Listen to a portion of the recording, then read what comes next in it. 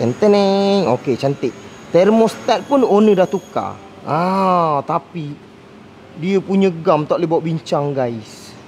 Sampai ke dalam ni pun ada gam weh. Tapi gam ni klasik lagi ni, warna merah ni. Maknanya bengkel ni bengkel klasik lagi kot. Okey. So water pump dia punya termostat kita tengok sekejap. Kita boleh tekan macam ni ya kalau dia cantik. Kalau dia cantik, kita boleh tekan macam ni je. Macam ni. Nampak ada pergerakan tu kan? Bermakna tak keras sangat. Dia boleh tekan ke barang kalian dia okey. Kalau nak yakin, letak rendam dalam air panas. Nanti tengok berapa darjah Celsius, nanti dia buka. Macam ni dia pakai 80 darjah Celsius. Cuba korang komen bahagian bawah. Sepatutnya saiz kepanasan dia berapa untuk dibuka.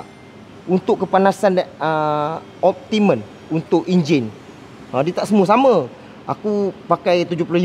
Ada orang ada enjin tu dia pakai